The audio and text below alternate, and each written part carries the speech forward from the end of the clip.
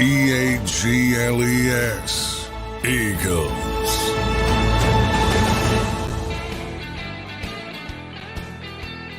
Welcome in, everybody, to Wednesday's edition of Birds 365. It's 8 a.m., and that means it's Birds 365 time. Johnny Mac, before we get into some of the Eagles news, A.J. Brown signed yesterday. Some great quotes coming out of A.J. Brown. Shout out to the Sixers fans in the chat box. Crazy game last night. Tyrese Maxey saves the day, and the Sixers live to see another day.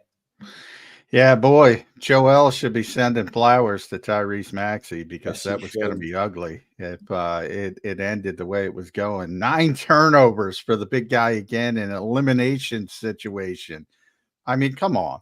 What is going on here, Zander? I mean, you need creators to close games. Why is it so hard for the Philadelphia 76ers to understand that? This goes back to Kobe and Shaq. This is my pet peeve, like 3-4 defenses versus 4-3. They don't even play them anymore. This is like my pet peeve. We got to pretend it's back in the era of Wilt Chamberlain. It isn't.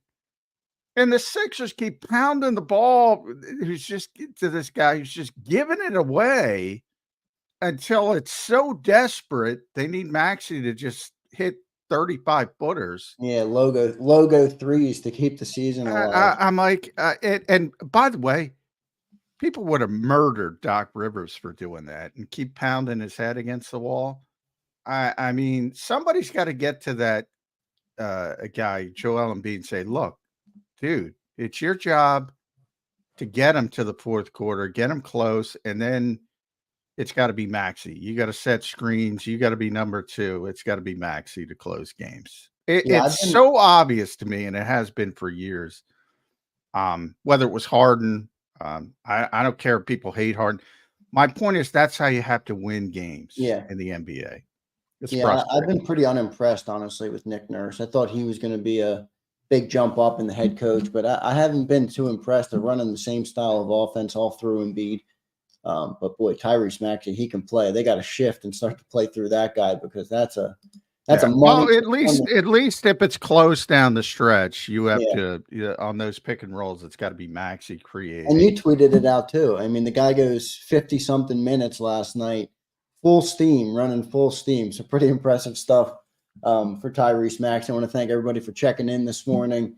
All our guys in the chat box, Dave, Orlando, Twiz, we appreciate you all being here. Don't forget to like the show, subscribe to the show, and share the show. A like on Birds 365 means that more people, more Eagles fans will see Birds 365, and I believe every Eagles fan should watch Birds 365. So we appreciate you doing that. Johnny Mac, A.J. Brown, the star wide receiver for the Philadelphia Eagles, signs his deal. Meets with the media yesterday. Some pretty great quotes coming out of AJ. AJ declares, "I'm home." What'd you take away from AJ Brown's press conference? Some of the commentary, and what he had to say yesterday.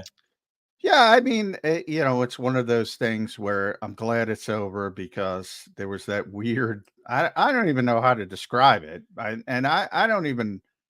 A lot of people want to criticize WIP. I don't even want to criticize WIP because it's one of those stupid polls that they put up on social media, which is just to drive engagement. They're not supposed to be serious. And, certainly nobody looked at the cap ramifications when the intern put up the poll and said about trading AJ Brown. And all of a sudden it took off from there and to the point where national shows were talking about it. Kay Adams asked AJ specifically about it. And it's like, what is going on here?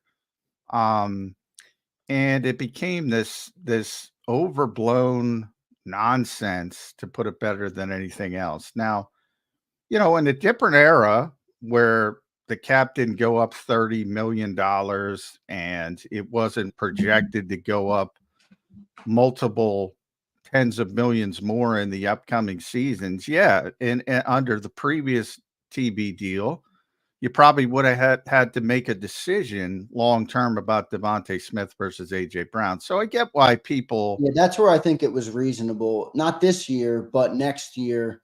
where Devontae's extended, and then you start to wonder, are they going to be able to keep two, Yeah, big and money wide that receivers? part's legitimate, wondering about that kind of stuff because Right.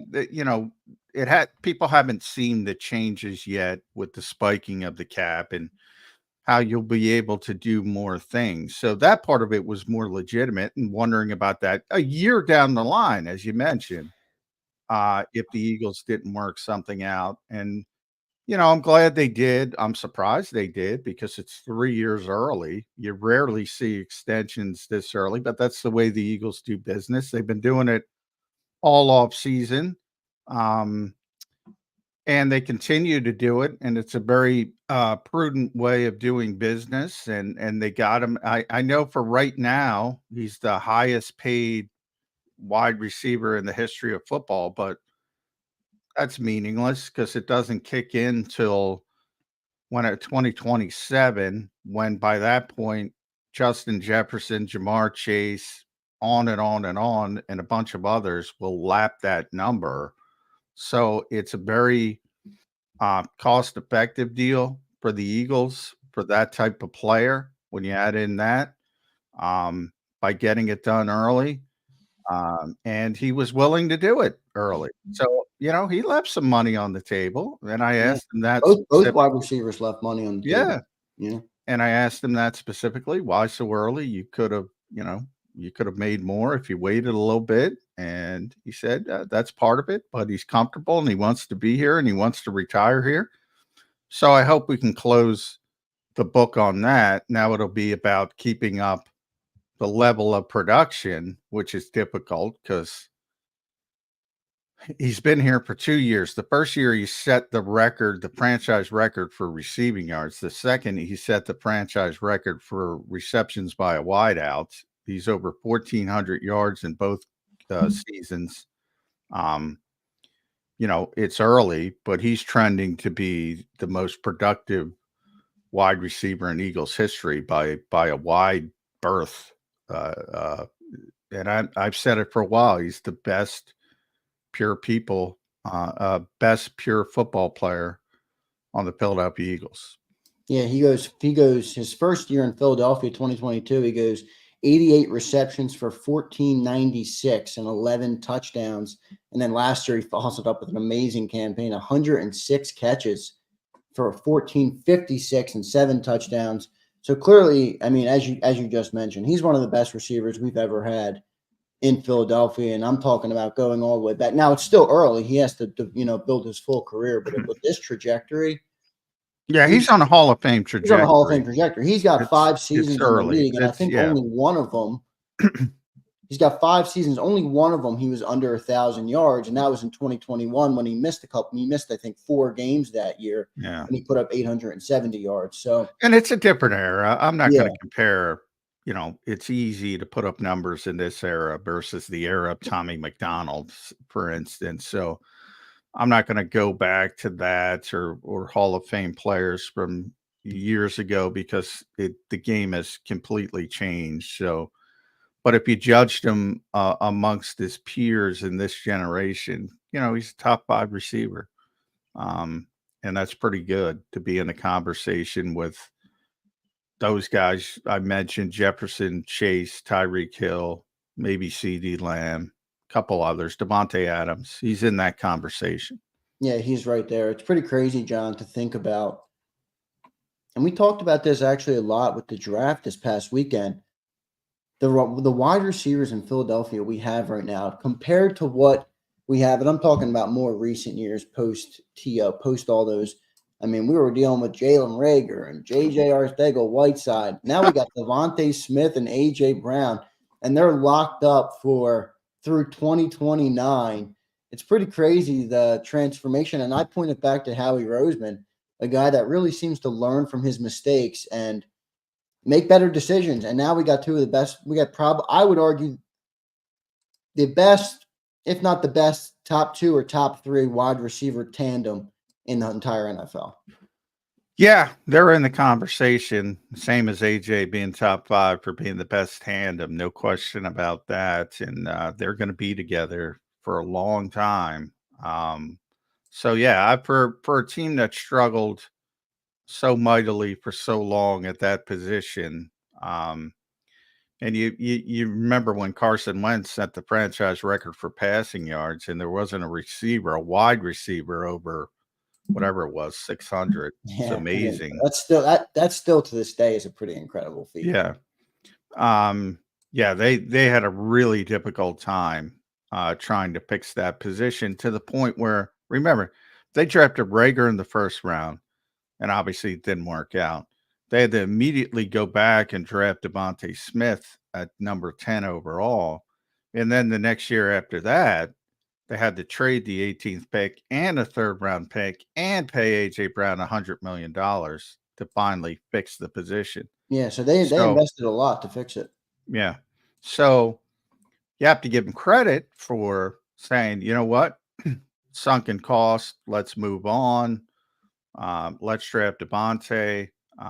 Let's trade for AJ. You don't settle because Devontae had a very good rookie season, but you also said, you still Quez Watkins was your number 2 receiver. So you still needed to get better. And I've argued from the day AJ showed up, that's when all the pieces fell into place offensively. Because Devontae as a number 1A, probably not top 10, but as a number 2, he might be the best. Right.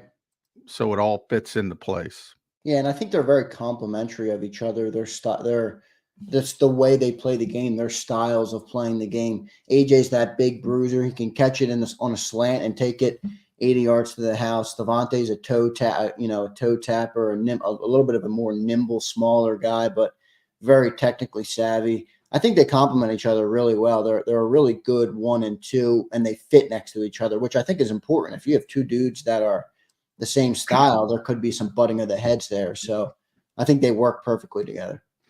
Yeah, it's a nice setup, and credit to the Eagles for keeping it together, even with some of the outside noise. And AJ, admitted, as he said a couple times yesterday, he's human. He probably needs to stop responding to people on social media or calling into radio stations, things like that. And he said he's learned from it. And he said, let people just have their opinions and keep pushing. But he said that before as well. I would like to see him, keep that up. And I think he'll only get better and better. And, he's emotional.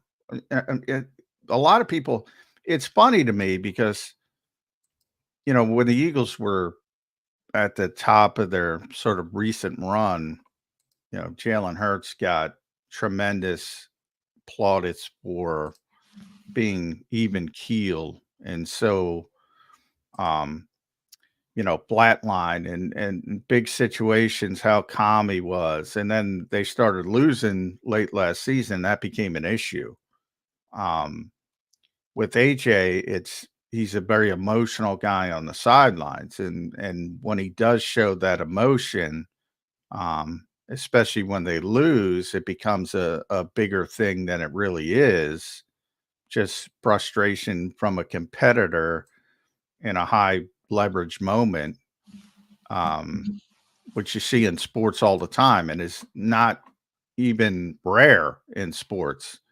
I mean, sometimes I wonder if Tom Brady had one of his dust ups in Philadelphia, what would have happened? Yeah, it's true. Yeah. So, people would take the baton and overblow that. And as I said, he's a team captain. His teammates voted him a captain. That's not, some teams decree captains. So he's well liked. Nick Sirianni calls him the best person on the team. I don't know. For whatever reason, people didn't believe it. Hopefully they believe it now. The organization doesn't have a problem with him. They never did. And he's signed. And that John, should be how much that do you should be the think end of it. How much do you think the outside noise played into a decision like this? I like to think not much. You know, he's obviously a highly productive wide receiver, but it is 2 years away. They didn't have to extend him right now. Do you think part of it was quiet the outside noise? Other than the Eagles spiking the football behind the scenes and saying, let's see what the a-holes say about this. No, they're not paying a guy to spike the football on some. Well, I mean more for internal. I mean, if there's all that talk, and I love AJ, but AJ has shown that he does listen to it. I think even Devontae shows that when he chirps Dan Sileo after the extension. They hear it. You know, is part of it? Let's keep these guys in the best state of mind in the locker room. Let's keep them knowing they're valued in Philadelphia, not have to worry about Kay Adams asking him if he's going to be traded, you know, stuff like that. No, that's giving a lot of power to people who aren't educated about the situation, to be blunt. No, they're not doing that. I mean, he's the best player on the team. Yeah, makes sense. He's the best player on the team, and they're getting him at a discount, even though it doesn't look, again, in the moment, he's the highest paid receiver in football. The minute Justin Jefferson or Jamar Chase decide to sign wherever, you know, their stupid teams are going to have to pay a penalty, a tax for waiting so long. And it might not even be with their original teams, but wherever they sign, it's just going to explode the market. And if AJ would have waited past that date, he could have gotten more money. So, you know, the Eagles are very proactive. So from their standpoint, they see it as a win-win, and the fact that, well, we want to keep this player, we want to get them done early, and which they always do. They've done it with Devontae, with Landon Dickerson, with Jake Elliott, who am I forgetting? Mailata. Jordan. Yeah, Jordan got a second. There's no reason to get Jordan done. They just did Jordan, right. But they're getting him done at a cost-effective rate long term. There's always a little bit. The give and take there is you have to convince your owner that injuries are a big part of this game, and you don't want to be on the hook for that if an injury pops up. But you can't legislate injuries. I talk it all the time. You can't scared money doesn't make money, is the old saying. You can't run your business like that. Although most NFL teams do run their business like that. And very few run it like the Eagles. And again, Jeffrey Lurie deserves more credit for that than he's probably given. Yeah, he's willing to shell out the money. You talk about that a lot. John, one last thing on AJ Brown. You always say he's misunderstood. Give us a little look behind the scenes of what kind of guy AJ Brown is and what kind of man he is. I think, as you said, a lot of people misunderstand him. A lot of people look at him and you immediately slap a diva role onto him. What kind of guy is he behind the scenes? What do you like about AJ Brown? Tremendously honest.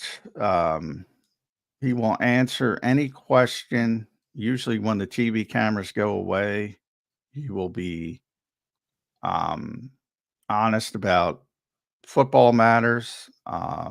He'll be honest about his mistakes, as he talked about being human. He tries to push his teammates maybe to levels that they don't want to be because he's so competitive. You know, when you talk about we opened with the Sixers and we got to get to Mike Gill, I know, but you know, when I look at Maxey and the conditioning and he's playing 52 minutes and he looked like he could play 48 more. Yeah.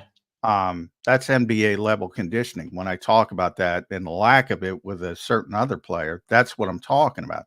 That's NBA level conditioning. AJ Brown was talking about yesterday, you know, when guys are going out on Friday night, he's going to work out. When guys are partying on Saturday night, he's going to work out. And when they do go to work out, they work out once a day. He works out twice a day. And if Ian Cummings was here, he would describe AJ as rocked up. I mean, the dude, you don't get that way by not working. Yeah.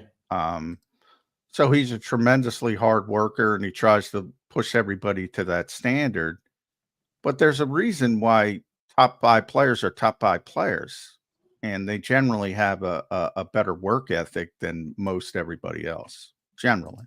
Yeah, so good stuff from A.J. Brown. He gets the deal done, and pretty good comments yesterday, declaring he wants to retire in Philadelphia. So pretty cool to hear from the star wide receiver. We got a good show planned. Coming up next is Mike Gill from 97.3 ESPN, great friend of the program. And then later on in hour number 2, Brandon Lee Gouton from Bleeding Green Nation. Again, I want to thank everybody for being here, for tuning in. I see everybody in the chat box. We appreciate you watching Birds 365. Don't forget to like the program. And on the other side of the break, we'll have Mike Gill from 97.3 ESPN. Stay tuned, everybody.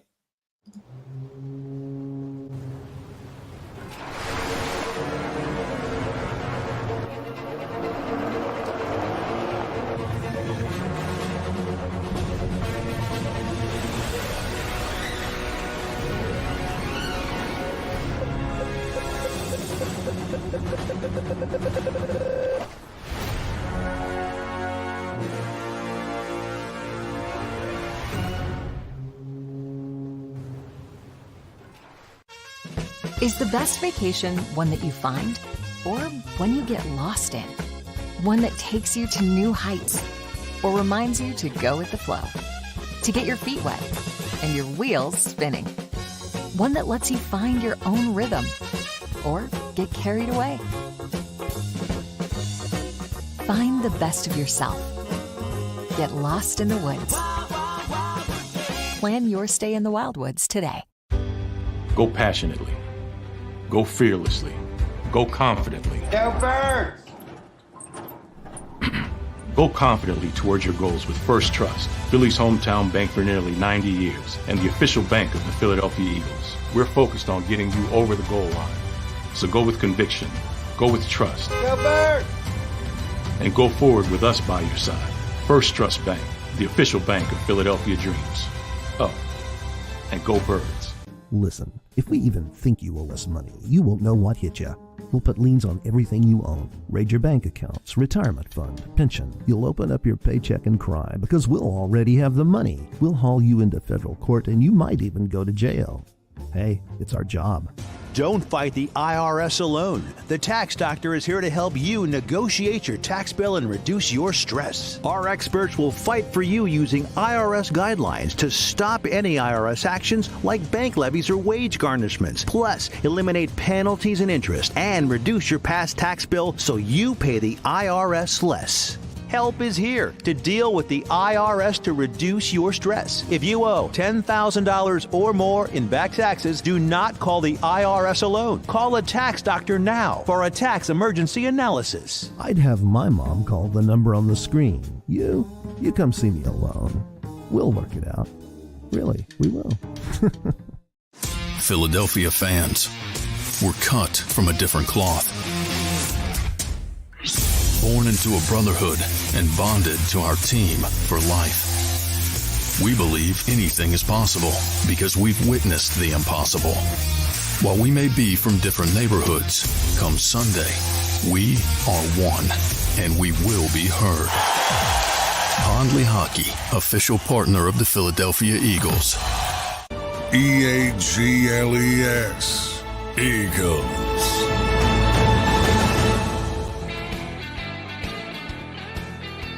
Welcome back in, everybody. A Wednesday edition of Birds 365, joined now by a good friend of the program, Mike Gill from 97.3 ESPN. Mike, welcome to the show, man, after a big NFL draft. It was a crazy weekend. I just made, I think Howie made another trade. Yeah. He made 8. There was a thought Tom Pelissero screwed up. There was a late trade, so people thought they set a record with 9 or for the first time since 1990. I mean, maybe the most impressive part of it, Mike, was the fact that along with the haul they got 3 future picks, a 3rd, a 4th, and a 5th next year. Yeah, I mean, you and I talk about it all the time. Howie's playing chess with a lot of these other general managers, but it's because of his experience. Two things, and the leash he has, and Yeah. he's allowed to do things other guys can't do. Well, I will say for the record, even when Howie was the most hated man in the city, and there was a time where he was Oh God, number I used to one, get killed, and there man. wasn't even a number two. He was number Yeah. 1 and 2, and I was not on that list. I have always thought that this guy has done a tremendous job. The draft thing, I don't judge you based on are you hitting or missing at a high rate, because nobody is. The No. draft is the best are like 54 and the worst is like 48. I mean, the difference in there is very small on hit rate there. It's what else are you doing? How are you studying the board? When he makes the trade for Cooper DeJean, Yeah. he goes up to 40, and then there's a run of corners right behind it. So he set that pace. It's like a horse race there. And he set the pace of here goes a corner, and everybody starts to take the corners.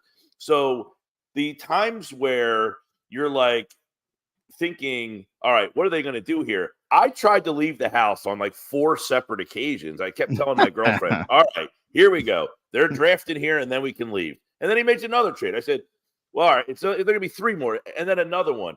And you're thinking, okay, well, at the end of the day, this is like the COVID year. So the talent in this draft, these guys were like the freshmen in the COVID, and he understood the draft talent pool is going to be deeper next year. So let me bulk up on the picks next year. This is not the draft that I need 4 5th-round picks. So I thought it was awesome the way he just kept flipping and moving and then getting something in return to add something next year. It was just, as you mentioned, they're playing chess and everybody else is playing checkers. And it's, again, why teams keep plucking people from the Eagles front office that you never heard of, because they're trying to find out how are they constantly running laps around us on this weekend.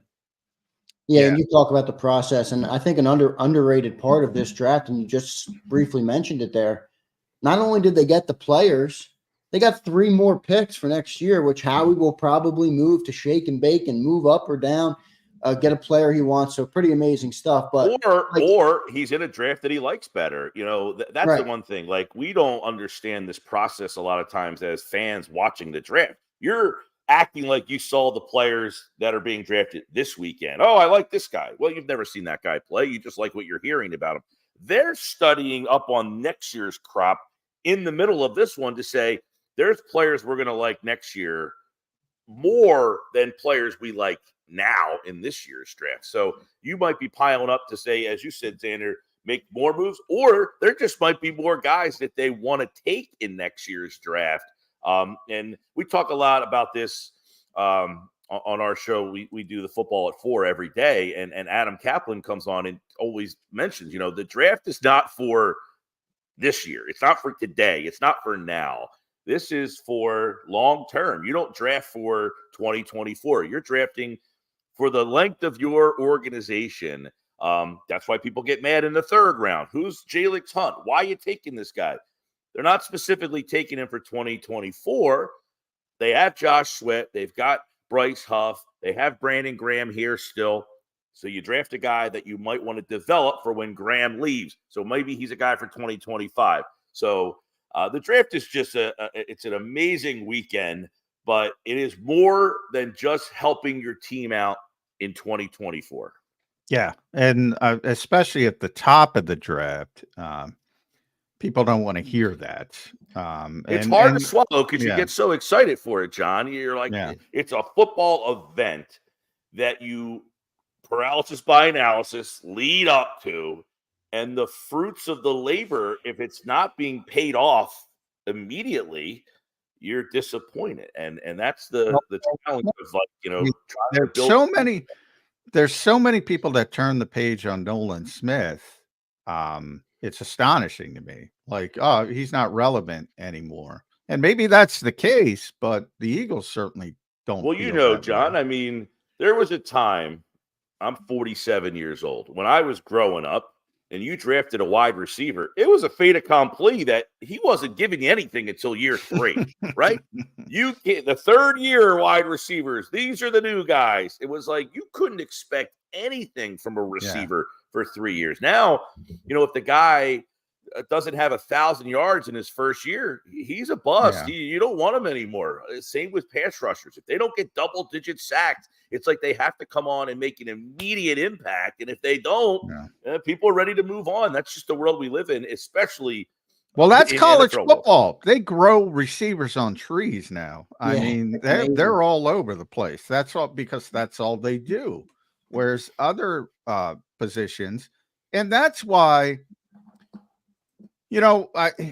We talk about. I'm with you when it comes to draft picks, and I grade the decision making more than the draft picks because the Cooper DeJean is a perfect example. You're right, how he hit that, man. He knew Green Bay was going to take him at 41, and to indicate that, Green Bay immediately traded down to about 45, 46. I forget the exact number, and it went cornerback, cornerback, cornerback, cornerback. 4 consecutive cornerbacks.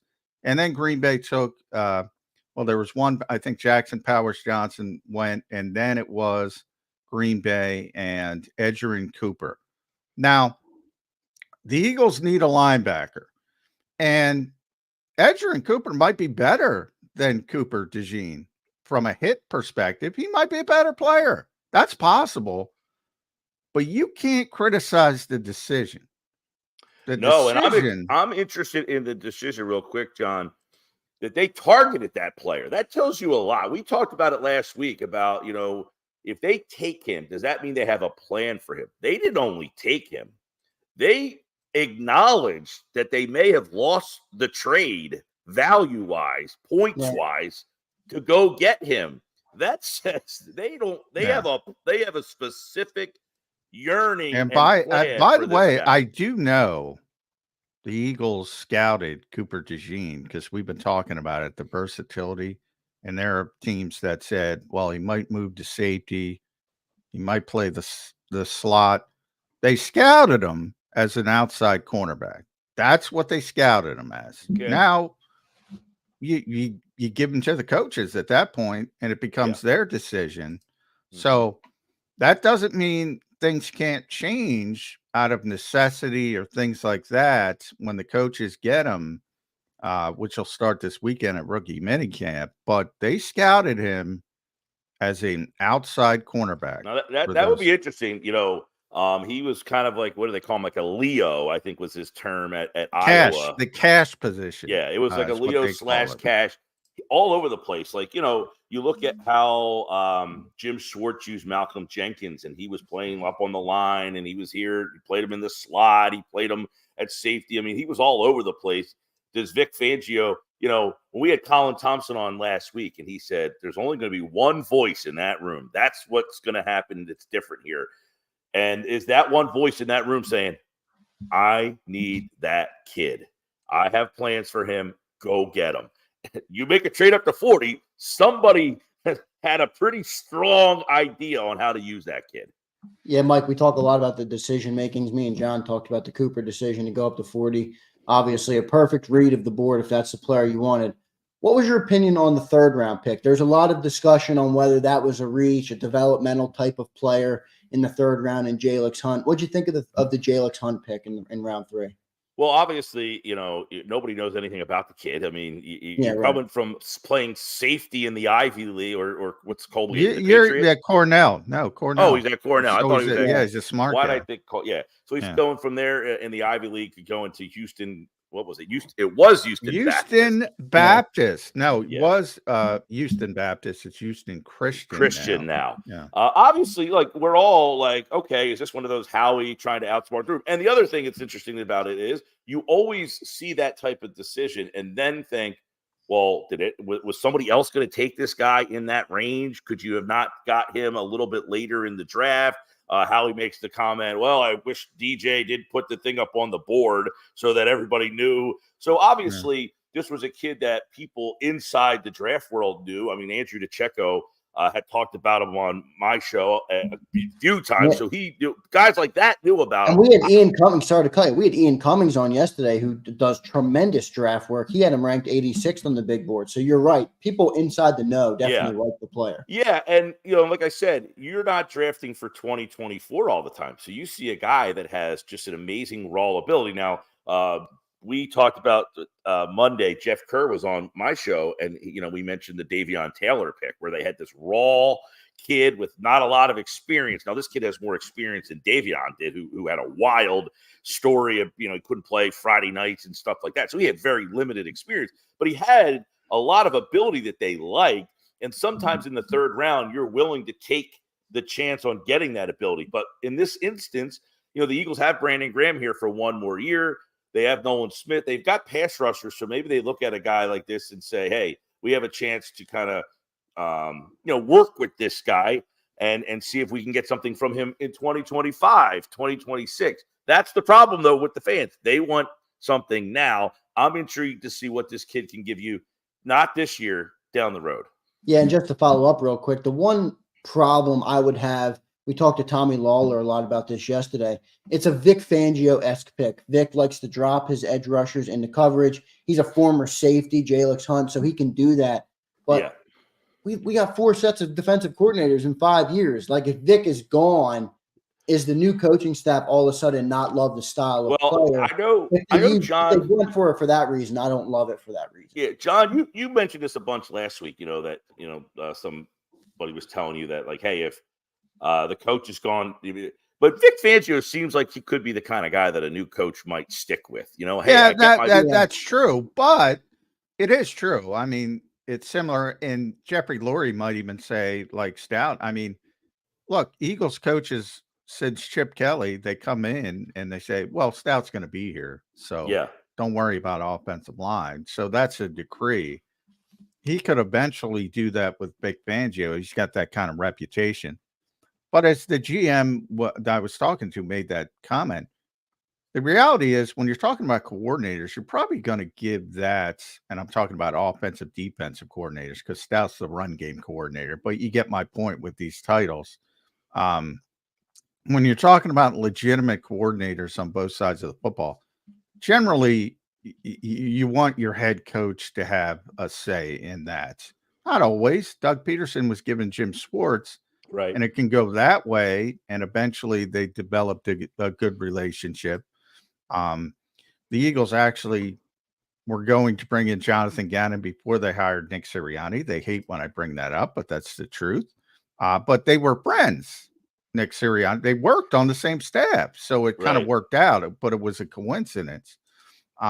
So it can work the other way, but his point, I think, was a salient one in that, if you're going to fire a head coach, and let's face it, if the Eagles don't reach expectations, they're going to fire a head coach, then he's probably going to want a different coordinator immediately. And all that work, if you're just drafting people for Vic Fangio on the defensive side, may be up in smoke.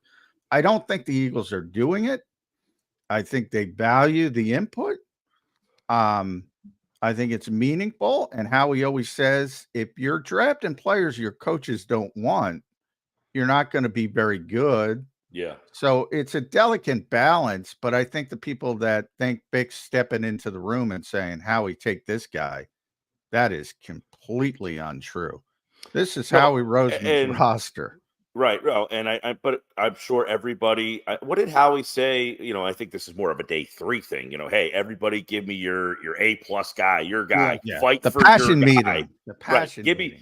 Give me your guy, which I like, by the way. Get up in the front of the room and make a plea for the guy you want. Sell me on somebody, because we know day 3 is the scouts day. This is, hey, I've been crisscrossing across the country, and I'm looking at all these guys that you've never seen, so I'm going to make my plea. Hunt would probably be in that plea. I mean, you probably had to have some scout see him and say, man, there's a guy we need to take a look at. And you start to take a look at him, and then, everybody gets together. Do we think we could do something with this kid? Look at his traits. Look what he's doing. Look at his numbers. Yeah, I like the way we can use him. So, in the third round, sometimes I think we have this thought of you got to get someone who can play. You got to get someone who can play now. And I don't think the teams think the same way that most of the fans do. For some reason, I don't know what happened where the third round became a round of this guy has to start and play right away, right? You know, it was always like, hey, if you get something in the third, fourth, fifth round, middle rounds, you're kind of lucky here. But I think Hunt being such an ultra developmental type of player, you feel those guys are more in that fifth to seventh range rather than the third. Yeah. Speaking of the Jalix Hunt, ironically, you were mentioning some of those names that people don't know in the Eagles front. That was Brandon Hunt. He was the one who, director of scouting, was responsible for Jalix Hunt. Now, it always starts with the area scouts, and then it goes up the board. It goes up the organization. But yeah, the Eagles weren't the only ones who knew about Jalix Hunt, even though Howie kind of made that joke about Daniel Jeremiah. He was going to go off. He doesn't go off the media's. He doesn't go off the media's boards and just draft that way. Yeah, and you know, the Eagles started at 120 in the fourth round, and if they before they traded, by the way, well, they traded a bunch of times, obviously, but they were starting. I'm a big fan of Will Shipley. I love that pick. We'll get the Will, but as they go into day three, and you think about Hunt, he's probably not going to be there at 120. So you're probably going to have to go up. You're in that, if you want the player, take the player. Here's the only problem. Peyton Wilson went like 4 spots later. Yeah. And that might be the best linebacker in the draft. So I get the trolls that come out that wanted Jeremiah Trotter. You know, his father was here. Everybody wants Trotter. And well, they got him. Yeah. Well, no, but I get it too. Yeah, I know what you're saying. When Hunt got picked, it was, you know, there's Howie trying to be the smartest guy in the room, and Trotter was right there on the board for him. And I'm thinking 3 rounds later, I'm like, you got Trotter. Let the guy do his job. All right. But maybe they figured, like you mentioned, well, Wilson had a lot of medical issues and that could have been a problem. But and Zander knows and probably sick of it. Pittsburgh took him. Now that is relevant for 2 reasons. One, Andy Weidel is the assistant GM in Pittsburgh now, so he knows the Eagles.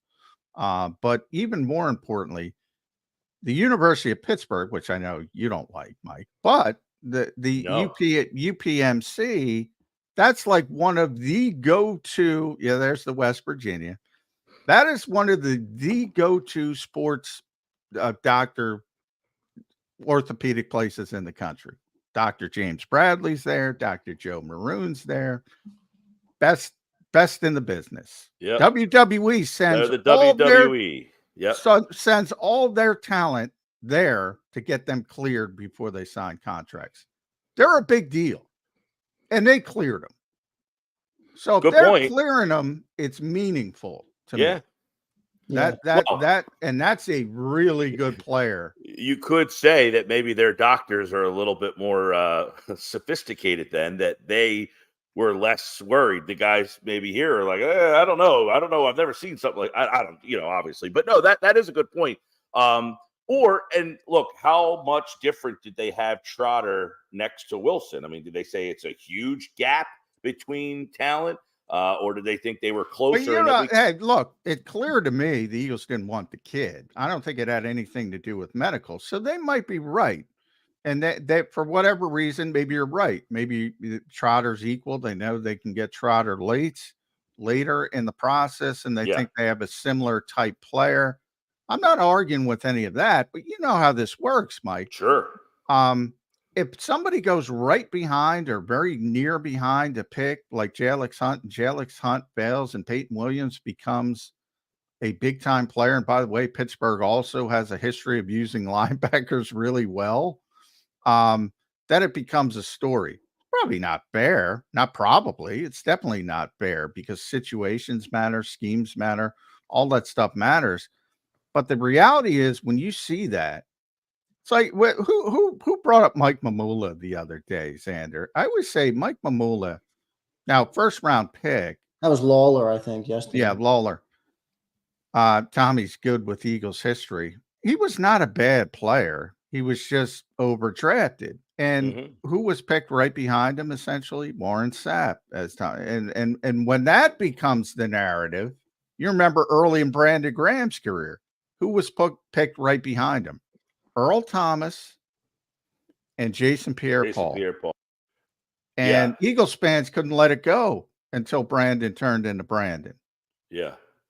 Yeah. And, you know, the situation that, you know, you're in this spot where the Eagles, I don't want to, Howie said, yeah, we have the perception that we don't value that position. It's not a position that they feel that they needed to take maybe at that. They took a 3rd round line. I'm interested in this whole situation, though. All right. So you take Jeremiah Trotter in the 5th round, right? It was the 5th round. Yeah. So many different picks. 5th round there. Which is tremendous value, by the way. That's what okay. So you got Dean in the 3rd round, which people thought was good value. He doesn't play a lot at all his first year. Now he gets thrown right into the starting job. The 2nd year, he's hurt.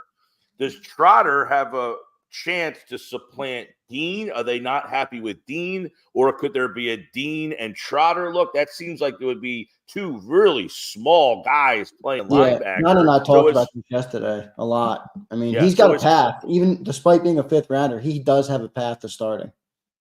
But is the path only to supplant Dean? I can't envision a linebacking core with Dean and Trotter playing together. I mean, those 2 guys are tiny. I can. Yeah. That's the modern NFL. I mean, wow. You know, I think Cooper DeJean's going to get on the field as a big nickel guy. I think that's how he gets on the field. And you're only going to have 1 linebacker on the field in obvious passing situations. And you're going to have 3 safeties. Look at how Flores used Josh Metellus, was a safety in Michigan. He played all 11 different positions last year.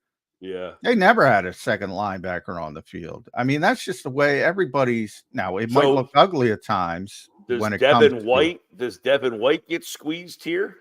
Devin White is. Hey, you don't have to sell me on the Devin White. Irrelevant. By the way, tell your story about the Tampa guy, Mike, that you invited on the show. I think I said it last week when I was hosting, but so White signs. I have a couple people in Tampa that I know pretty well. And I texted 2 of them actually to come on and to talk. One responded with it. The other one said he wasn't available, but and he just said, "Look, I can't come on. I really don't have anything good to say. The player is just not any good. He doesn't listen. You know, he's constantly out of place. They only took off at the end of the year when they ended up benching him, and so basically he didn't refuse to come on, but just declined." Yeah, because he didn't want to come on the radio. He didn't want to rip the guy. He didn't want to rip the guy, but he did say, "Listen, you can say this. Just I don't want to come on the radio and say it." So I didn't have a lot of high expectations for Devin White when they signed him. I was kind of more surprised. And I laughed. I said, "Man, is this not the panderer right here? Go out and get a big name linebacker." So all these people who've been wanting a linebacker can be like, "How he got a linebacker? Yeah, who can't play." But he's a big name. And John, we've been doing these segments for years. Anytime a big name becomes available, your big tweet name is, trap. No. Yeah. No. Eagles fans love the big name trap. The big name, man. The big name is always something because he'll always be the number 5 pick. And Tommy, who I love, Tommy Lawler, great guy, tremendous. He's acting like he's a big time player. And I'm like, Tommy, there is no evidence of this except for, and this is the greatest anomaly maybe in sports over the past decade or so. When he had that run to the Super Bowl, he was phenomenal. I was going to say, he had that run. And it's we talked about last week, John. You do something that's memorable, and that's what you're remembered for. Andre Dillard played right tackle and was awful. He is now forever the worst lineman ever because he was awful on that game at right tackle. He moved to left tackle and became a serviceable player. He wasn't awful, but he's only remembered for right tackle, Monday Night Football, getting beaten like a drum. Devin White, by the casual fan that doesn't watch Tampa every single week, remembers him for that run, that he was a big part of that run. not the 17-game sloth that he went through the last 2 years, where he essentially didn't help out their defense very much at all. So, yeah, I'm interested to see what ends up happening. You know, you sign a guy that high profile. Is he, you know, we talked about this with Colin. And now his contract isn't $3.5 million, which tells you a lot. I mean, this is a guy, if you're the number 5 overall pick, yeah, and you're going on your second contract because they gave him his option year for some weird reason, and you get $3.5 million, that ain't good. No, that so ain't this good. is a situation like Colin Thompson was saying, like, hey, sometimes a guy has to play because of his salary. You know, the coach might not want to play him, but he's being nudged to say, no, you're not taking that guy off the field. I don't think Devin White's in this spot. So you sign this guy. Does he get any guarantee or, you know, being told, hey, you're going to come here and you're going to get this much playing time? I don't know. But in this instance, you have Dean. Now you draft Trotter, Devin White. You know, there's some other guys, Ben Van Zumeren. Is he guaranteed that he's going to play over all these guys or with somebody here? I think the Eagles' hope is that Devin White is the starting linebacker next to Nakobe Dean. But as Howie himself says, hope is not a strategy. And I think, you know, you can't expect a 5th-round pick to start in the NFL ever. But I think there is a path to playing time. If he shows up in the summer and plays well and Devin doesn't play well, yeah, I think he could be on the field. And we don't even talk about Nakobe. I think Nakobe will be fine if he's healthy. But if you're being completely honest, he wasn't great in the 5 games he did play. Quite disappointing.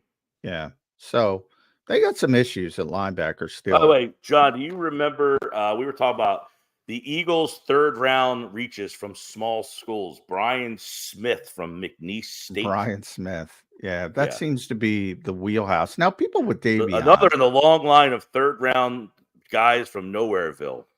You mentioned Davion because Davion, he was a Seventh-day Adventist, so he wasn't allowed to play.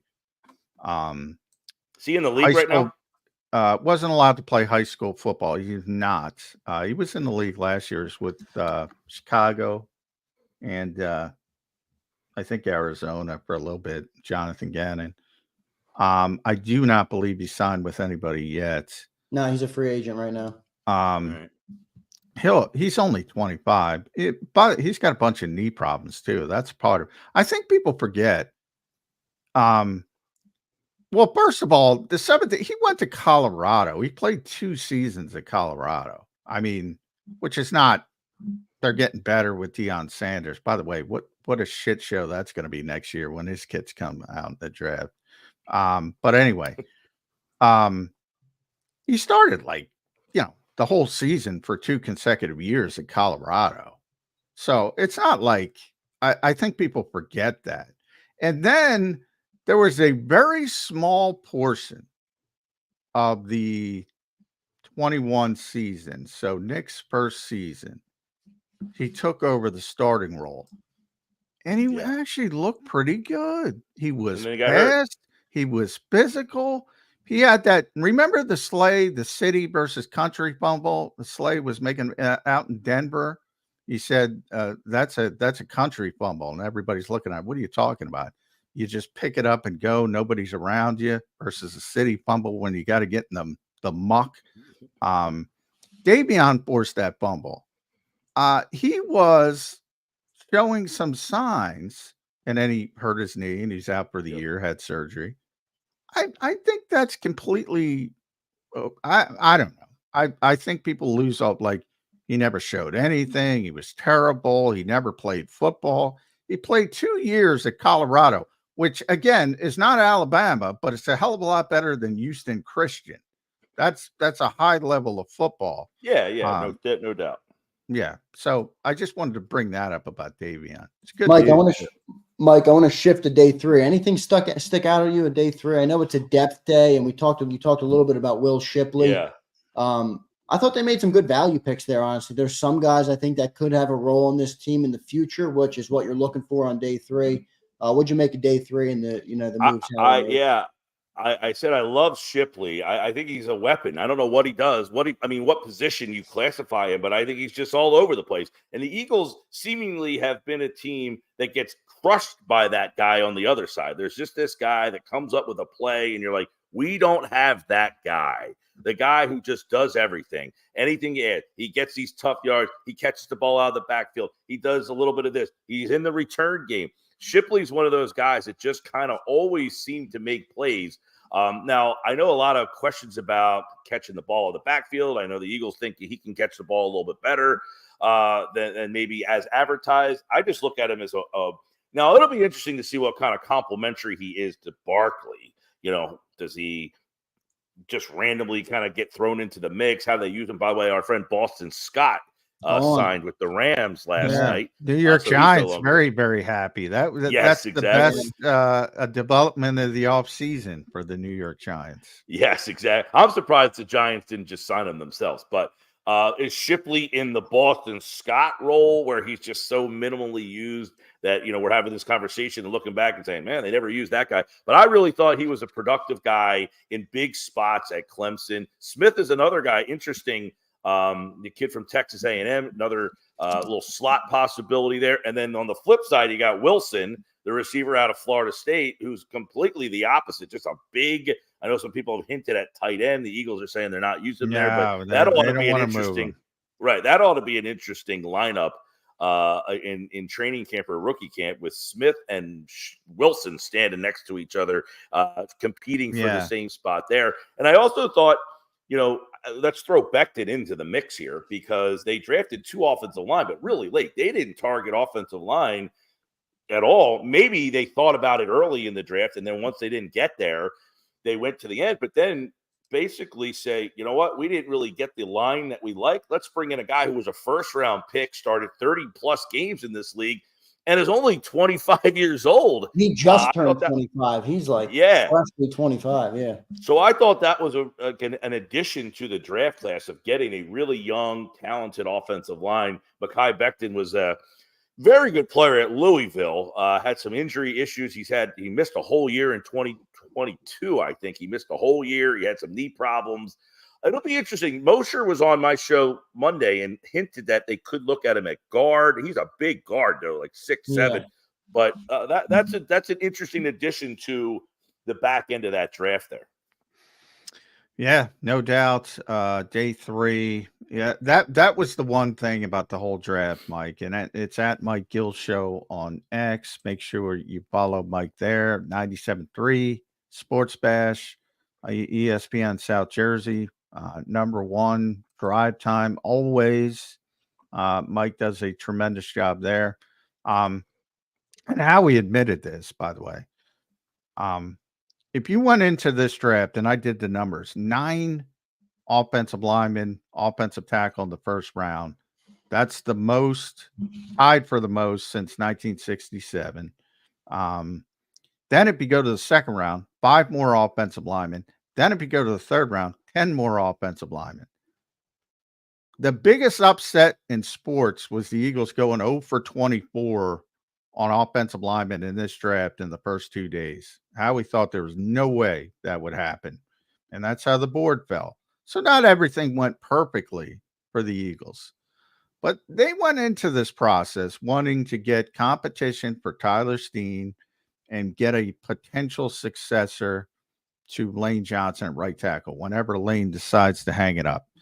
That's tough to do, and you're only going to get it at the top of the draft. They like J.C. Latham. They like the kid from Washington, but it didn't work out. They went in a different direction. That's what you have to do, GMs with contingencies. Do you think they had interest? Do you think they had interest in Fitano when Pittsburgh took him? Because that was the one area where he got in their orbit. Yeah, he got in their orbit is how I described it. What we talked about with Les and Martin last week was, they weren't going to wait and they would jump over if they liked the guy. I was wondering when whoever picked in front of Pittsburgh was on the board. I can't remember, but at 20, would Philadelphia jump into the 20 spot if they wanted Fitano, thinking that Pittsburgh would take him there? And they ended up not doing that. Zander. Well, am I hosting the show again? Yeah. Am I hosting again? Maybe. So we'll power through. Hopefully he gets back. But that's the thing. Fatano, I thought they might jump over Pittsburgh to take Fatano if that's the guy they wanted, but they don't. And this is like one of these clear indications, John, that you had it right there, Mitchell or Terrion Arnold. They took the guy they specifically wanted. Oh, yeah. There's no question. Unless they couldn't get a trade to jump over Pittsburgh. Yeah, there's no question they wanted Quinyon Mitchell over Terrion Arnold by definition. There is a little bit of a question that if Fatano and Quinyon were there, they would have taken Fatano, in my opinion. Right. They would have taken Fatano. Do you look at Becton at guard at all? No. 6'7", 6'8". No. Yeah, I mean, what are we doing here? Landon Dickerson's a pretty big boy. Landon's very big, and people he's never played right guard. I mean, and again, when you talk about getting relevant competition for Tyler Steen, you're not talking about getting some guy. First of all, you're trying to reclimate him as a tackle, number one. And Jeff Stoutland thinks he could be that and thinks he could be a swing tackle.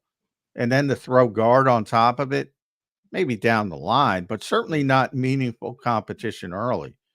So I think Matt Hennessy becomes more important because there's a guy who was an ascending player in Atlanta, had some knee issues. Don't be surprised if your week one starter at right guard is Matt Hennessy.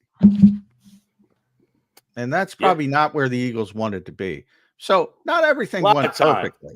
A lot of time. Yes. But not everything went perfectly. At Mike Gill Show.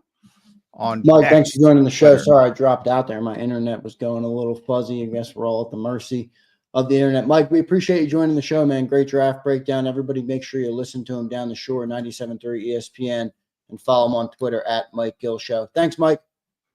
See you, everybody. Thanks, bud. Johnny Mac, I want to bring up one thing to you before we get to a break. And in hour number 2, we have Brandon Lee Gowton from Bleeding Green Nation. So good stuff coming up in hour number 2. We did get a super chat from our buddy James Carver. I want to thank him for the super chat. He throws a little chirp at you, Johnny Mac, for making a draft based on helmet argument. I think he's referring to the Davion Taylor at Colorado.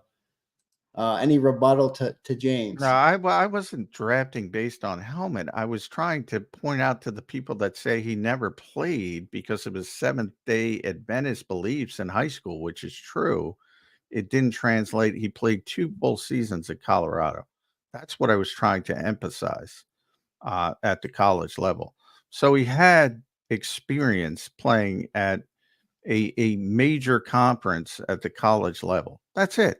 I wasn't, if you listen to me for 5 minutes, never scout the name, never scout the helmet.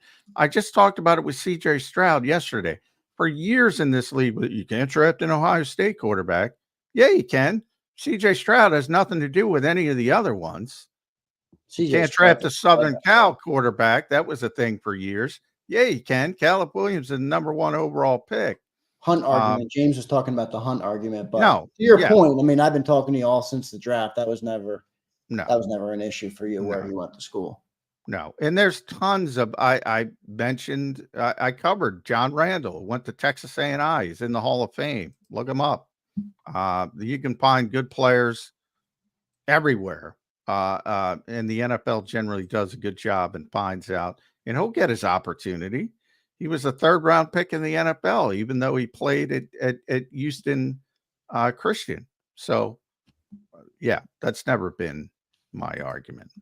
All right, we'll move into hour number 2. Coming up after the break, me and Johnny Mac will talk a little bit about the whole NFL. John, I didn't have a chance to talk to John specifically about what he thought about what some of the teams did in the NFL draft. And then we'll hit a little bit on the NFC East on the tail end. And then in the 9:20 spot, we'll have Brandon Lee Gowton from Bleeding Green Nation, great contributor to the program, and he does great work over at Bleeding Green, so make sure you read him. And I want to remind all of our listeners who we appreciate, James, we appreciate all you, Crowley, we appreciate it. If you can like the show, help us grow the show. It will make this show reach more Eagles fans. So that's the best way you can help us grow as the show and as a network. So we appreciate that. And we'll see you on the other side of the break. We'll be back in 3 minutes.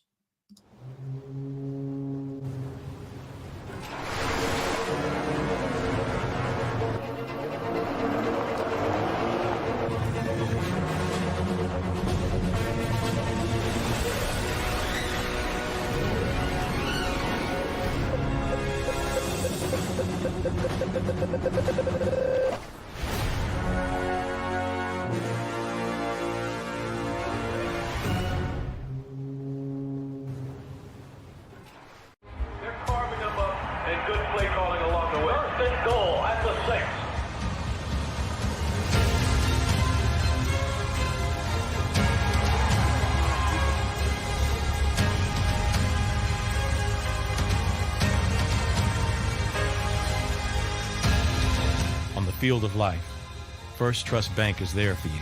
Champions on 3. 1, 2, 3. Because Philadelphia dreams deserve a Philadelphia bank. Heading down the shore. Have a ball once more. Here, imaginations run wild and time stands still. Because here, you can find the best of the Jersey Shore, all on one 5-mile island. So leave the old you behind and get lost in the woods.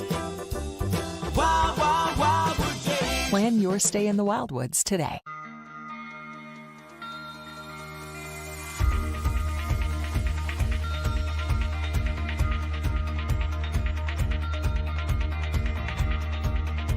Hi, I'm Jim Muehlbronner, Managing Partner at Del Valle Insurance Group. Give us a call. We're a local, knowledgeable agency, not an 800 number. Go Birds!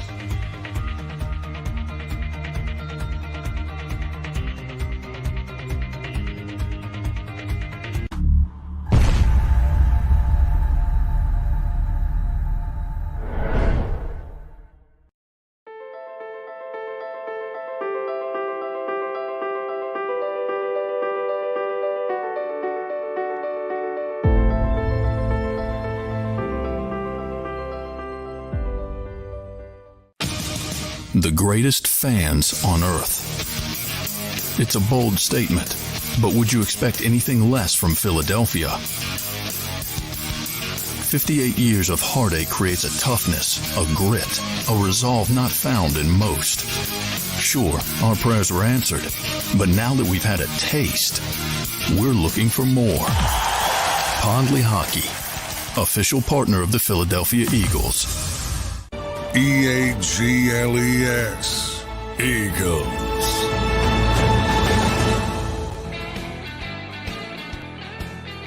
Welcome back in, everybody. A Wednesday edition of Birds 365, coming off a big Sixers win last night. Tyrese Maxey putting the team on his back. Johnny Mac, I want to get into the NFL. We didn't talk much, me and you, about what the NFL did as a whole. Did any teams really stick out to you where you were like, wow, what a great draft for them? I know we talked about the Steelers a little bit with Andy Weidel, but just want to give you a chance to comment on what some of the what some of the teams did across the NFL. Yeah, I liked Pittsburgh's draft. I like Washington's draft in the division, which a lot of people around. Yeah, they could be a contender if Daniels is good. If he hits the ground, you think about for those who don't remember RG3's rookie year, he was spectacular before he got injured and sort of went out on his shield, getting hurt in the playoff game for Washington, and obviously was never the same. And then sort of morphed into Kirk Cousins, who they took the same year. They took RG3 at the top of the draft, and they took Kirk Cousins in round 4. So it was a good quarterback draft for Washington back in the day. But I really thought they had a good draft. And those are the two teams that stuck out to me as, potentially being 1 and 2. But let's be honest. I mean, we're all speculating when it comes to how guys. But again, I kind of based on decision making. I think Jaden Daniels. I was on him for the fit with Washington because of Cliff Kingsbury being the offensive coordinator there. I think the fit makes sense. I think the decision makes sense.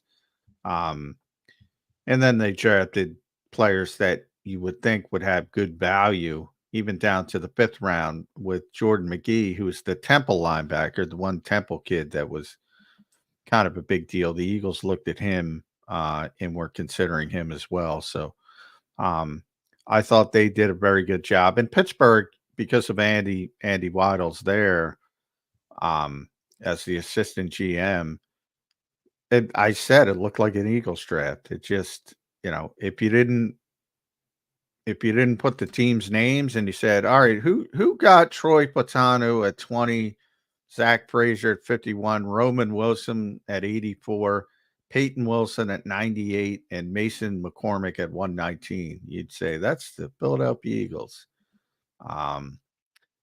But that was Pittsburgh's draft. And Pittsburgh has bigger issues on the offensive line than the Eagles do, obviously, and they want to rebuild that thing. And they might have rebuilt it in one draft if things work out well. Yeah, it'll be interesting to see, too, what they do at the quarterback position. I know they have Russell Wilson and Justin Fields now, so we'll see how that works out. How about closer to home, Johnny Mac, with the Cowboys, with the Giants? I must say, I love that wide receiver the Giants took, but I don't like the quarterback. So, Yeah, the vehicle of getting the football, when you're that high in the draft, you're going to get good players. If you look at Chicago, they get Caleb Williams and Odunze from Washington. There were 3 great receivers in this draft. All went top 10. The Giants got Malik Neighbors. So, I mean, yeah, they got a really good player. But as you point out, by definition, you need a vehicle to get you the football if you're a wide receiver. And there are certain guys who make things happen no matter where who's playing quarterback, it seems. But those guys are few and far between. Neighbors is really good, though. And Daniel Jones is competent. He's a hell of a lot better than Tommy DeVito. So, I mean, which is not a high bar to clear.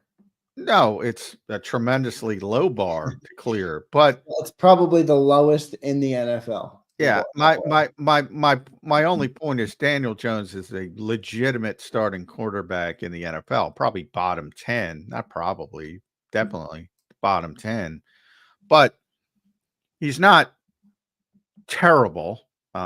So, they should be better from that standpoint alone. And then they did a pretty good job from a perspective of most people had Tyler Nubin as the best safety in the draft. They got him in the second round. It wasn't a big safety draft. Andrew Phillips, another defensive back with versatility from Kentucky. The Eagles brought him in for a visit. They had significant interest in him, but obviously they went cornerback right away. So that was off the board. And then Theo Johnson, I considered as a potential Eagles pick early in day 3 because he would sort of settle down the backup tight end issues in Philadelphia. And the Giants were able to get him early in the 4th round, earlier because it's a New York Giants pick. So, yeah, Joe Shane is not the problem there. I think he's done a decent job. But Brian Daboll kind of fell apart last year. And look, when you don't have a quarterback, it's tough. But they're probably building that team for the next quarterback, if we're being honest. Yeah, he's also dealing with, when you're a head coach and you're fighting with your assistants. That's not, him and Wink were at each other's throats, and there was even talk of Mike Kapka, wanting to get the hell out of there. Did Wink land somewhere? Did he get hired? He's in Michigan. Oh, that's right. Yeah. So now I've always said he'd be the Eagles fans, most of the Eagles fans' choice to be the defensive coordinator. Brings the pressure. Seth Joyner would love Wink. They'd also Seth would also love Brian Flores, but there's few and far between of those guys. And he's back at the college level, it's been a while for Wink. I'd have to look it up since he's been in the NFL since 2004. So it's been a while. He was at Western Kentucky in 2003. And now he's back at Michigan in 2024. I want to give a shout out to Junior. Appreciate the super chat. He likes he's a Washington Commanders fan. He likes what his team has done this offseason. It's the end of an era in Washington after Snyder's gone. So Eagles fans might have to start worrying about that. Now, I'm not a big Josh Harris fan from the Sixers, but no, me neither. He's a hell of a lot better. I think he's better. Snyder.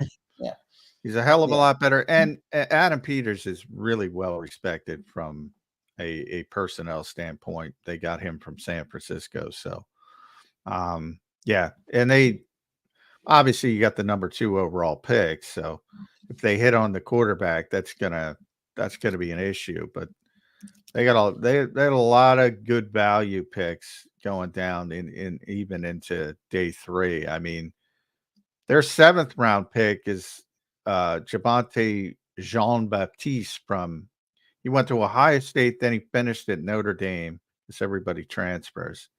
Even him, he's got potential. So I think he did a really good job. By the way, I've implied playoff odds, Zander. I have to throw these at you. Let's hear them. The Philadelphia Eagles are 1, 2, 3, 4, 5, 6, 7, 8th in the NFL. So for all, I think locally, people are saying the Eagles are having a great offseason. Now, this is one for Jody. Dallas is number 7. He would be incensed by that. He would call that disrespect. Is that disrespect? Dallas is still well, real quick, I wanted to ask you about that. I mean, they won the NFC East last year, so you have to give them that. They are coming. They didn't have a great offseason. No, they didn't. But I do think they had a good draft. They were heavy in the trenches. They always have a good draft. I should mention Dallas because of Will McClay. They always draft well. Always. Yeah, I like their I think it was their 3rd round pick, that Cooper Beebe. Yeah.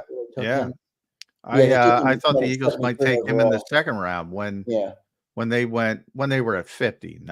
Obviously they moved up. I thought would be in the conversation at number 50. And they went in a different direction, as we talked about with the offensive line. But yeah, Dallas and Baltimore are the most consistent drafting teams, I would say, in the NFL. Yes, I mentioned yesterday. I love that kid that the Ravens took. TJ Tampa, is it? Yeah, I think he's a perfect fit in Baltimore. But John, we'll get to a break. On the other side of the break, we're going to have Brandon Lee Goutman from Bleeding Green Nation. Does great work for Bleeding Green. I'll be curious to hear what he has to say about the Eagles draft. Eagles getting a lot of love this week, John. Almost so much love. I'm starting to get is there something we're missing here? But we'll see what Brandon Lee Goutman has to say on the other side of the break. So keep it locked here on Birds 365. Before I hit the break, I want to remind everybody to like the show, as it helps us grow tremendously. It's the number one thing you can do as a listener to help our program. So we appreciate you all tuning in the chat box. We see everybody, and we appreciate it. On the other side of the break, we'll have Brandon Lee Goutman. Stay tuned, everybody.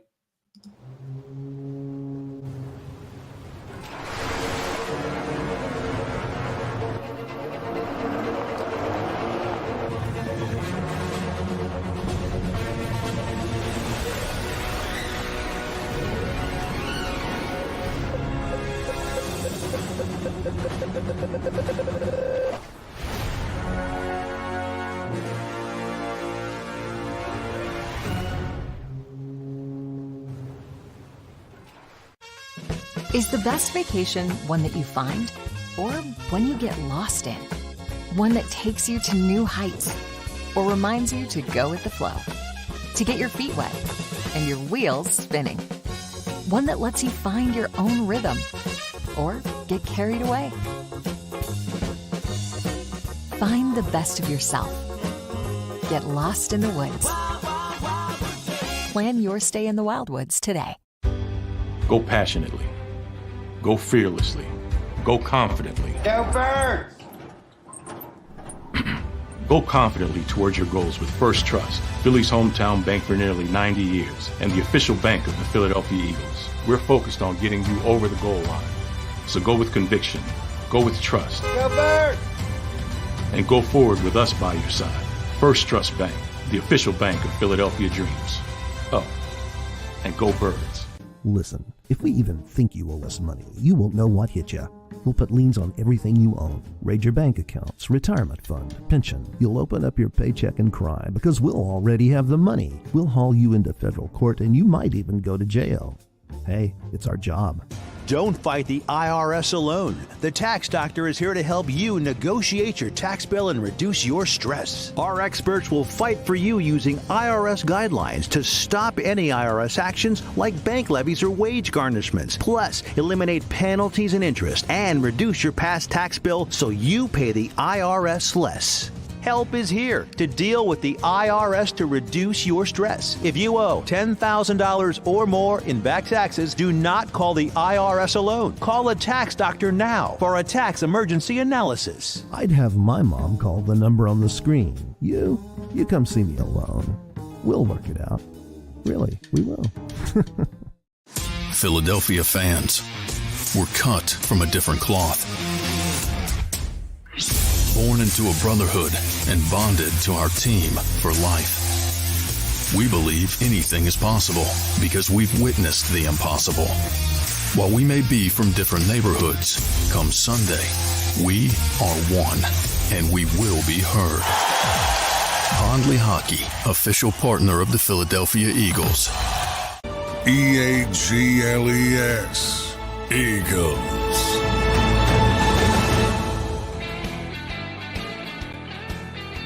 Welcome back in, everybody, to Wednesday's edition of Birds 365. We are joined down by Brandon Lee Gatlin of Bleeding Green Nation. Make sure you read all of his work at bleedinggreennation.com and follow him on Twitter at Brandon Gatlin. BLG, welcome to the show, man. Thanks for having me, guys. BLG. All right, let's start right away, bud. A lot of love coming in for Howie Roseman in the draft. I'm in that camp. I think a lot of smart decisions. I generally grade decisions, not players, because none of us know who's going to really develop properly, scheme, all that kind of stuff. I think a lot of things made sense. Where are you? Give me a favorite pick, least favorite pick, overall thoughts. Yeah, I think the Eagles did a really good job. I'm in that camp. I really wanted, I think, one of three players at 22 that I thought made the most sense. And I thought that was, for me, Amarius Mims, who went off the board at 18, and that was Quinyon Mitchell, and that was also Cooper DeJean. You know, those are three players I really liked a lot there. They obviously were able to stay there and get Quinyon. Sorry, I should have said Terry and Arnold, not Cooper DeJean. And, you know, so that was a tough decision, I thought, for the Eagles there to make between those two top corners there. I liked Arnold a little bit better, but it wasn't a big enough of a gap that I'm going to sit here and tell you that the Eagles made some kind of massive mistakes. I liked Mitchell a lot as well. I think the value there was really good to get him and to be patient and to wait, to not have to trade up, and then be able to have the ability to trade up in the second round and get Cooper DeJean. That's probably my favorite pick. I think that was really good value there. A guy who obviously fell for whatever reason, maybe versatility kind of working against him if teams are thinking they don't know exactly where he's going to be. But I think there is a spot for Cooper DeJean, and, you know, for an Eagles team that obviously kind of fell by the wayside last year, late in the year, because of a bad secondary, in no small part. Well, they just got better in that area, and a lot younger too, which is important. Yeah, I want you to have a chance to comment on the decision making there on Cooper DeJean. Me and John have talked about it all week long. How he waits, and then he jumps up to 40, and you see a run on cornerbacks come right after that. Looks like a perfect read of the board. Howie's really doing that, doing a good job at that in recent drafts. So, what do you think of Howie's decision making there? That's an area where I think Howie Roseman has had his faults and struggles over the years, and certainly doing better than not a lot more recently. I think that's an area I've just never really kind of questioned him in terms of the relationships he has, the inside info, the ability to read situations. That's something I think he's always been really good at. So no surprise there to me, but something he certainly deserves credit for, because I would say that other executives and GMs and decision makers don't have that ability. So certainly that is no mistake. It's not just a accident or lucky. That's certainly Howie Roseman having a good pulse on what other teams are going to do, on how certain players and prospects are valued, where they're going to go. And that's something that's certainly a strength for him in the Eagles organization. Yeah. Now, if there's one nitpick I had, it's Jalix Hunt in the third round from this perspective, BLG. Obviously, he's a project. The Eagles acknowledge that themselves. Not going to be immediate. Now, you should never count on immediacy from any third-round pick, but I look at what went right after him. Peyton Wilson, couple spots behind. The Eagles have a tremendous need. Had linebacker, didn't address it to the fifth round again. I guess you could say, you know, why wait till day four to take day three, fourth round to take the developmental player. Any issues with the Jalix Hunt pick? I think you can look at why there's upside there, and I think the value wasn't even like insanely terrible or anything. I think people want to say, "Oh, that's a massive reach." I mean, you look at the big boards from different experts. It wasn't totally out of whack there. I was just reading through Bob McGinn's draft series after the draft to kind of see what scouts had said about Jalix Hunt prior to the draft, and one of them said 3rd round range. So, I don't think it's insane that they took him where they did, especially later in the 3rd round too. And obviously the value they got by trading back is good. I just think a player like that just like so often doesn't work out. Like it's such a good idea in theory, but the reality of that kind of pick panning out, I think is just the odds are stacked against it. And Jalix Hunt seems like a good young kid. Seems like he has a good personality, work ethic. I don't doubt that kind of thing. I just doubt the way he has to go. And also the NFL is not exactly always like a hotbed for player development in terms of like where's Jalen Hurts. When's Jalix Hunt going to get these like reps and playing time that's really going to kind of serve him and help him develop? Period at training camp, that 10-minute span. Yeah, that's it, right? Yeah. And the thing I don't like about it is a lot of people have said it's a Vic Fangio pick. 4 defensive coordinators in 5 years. Like if Vic Fangio's gone, or if the Eagles don't live up to expectations and Nick Sirianni's gone, all of a sudden you have this developmental player that no coach on the roster wants to deal with. From that perspective, I don't love it. Well, he's also, he's a coach. He's not a scout. Like it's not the job of the coach to. And maybe Vic Fangio, is right, or it's certainly worth noting that he likes him, but it can't just be like, well, he likes him, so it's definitely going to work out. It's not that simple. The upside, of Jalix Hunt panning out certainly would make it worth it if he develops into a good pass rusher. Those have a lot of value, but I just think it's a lot less likely than the Eagles seem to think it is. Yeah. 24 is the number, BLG. That's how many offensive linemen went on day 1 and day 2. If I told you that pre-draft and said the Eagles were going to go 0 for 24, would that shock you? It would, because I think, the Eagles really wanted to come away with an offensive tackle early in this draft. I think that was their preference. I think ultimately they were going before the Eagles were in range of that. I mean, if they really wanted to get aggressive and trade up, they could have, but it's kind of a tough sell a little bit when that guy's potentially going to be sitting behind Lane Johnson for a couple years. So, and also, I don't think it was a matter of just checking a box for them in terms of, we have to get an offensive tackle. It's more about, we need the right prospect, a guy we feel like can start for us down the road. And I think it's fair to say, and this was some of the sentiment going into the draft too. I saw, Howie's buddy there, Daniel Jeremiah, say that like after that top group of offensive tackles, it seemed like there was like a massive drop off in terms of perception. So, I don't think you need to force a pick at a certain point if you feel like there's a huge drop off at the position. In a perfect world, you get that offensive tackle. But I think if you didn't love the guys after that first group, I think it's okay to kind of just sit it out. Mekhi Becton as a follow-up. Yeah, they did that really quickly after the draft. That sense of urgency indicate that, probably whether it was Mims, I heard they like Latham, Pautanu. Latham was never going to get in their orbit, but Pautanu did. That indicated to me that, probably plan A was one of the tackle guard versatility guys. Did you read that in a different way, or did that sort of bolster that thinking? No, I think it bolsters it. I mean, and look, you just look at the depth chart. It's like who's the backup tackle? If Lane Johnson or Jordan Mailata can't play, it's Fred Johnson, who, Fred Johnson, obviously kind of a nice story in terms of winning a roster spot last year, but I mean, they didn't really ever trust him to play at any point last season. They were playing Jack Driscoll over him.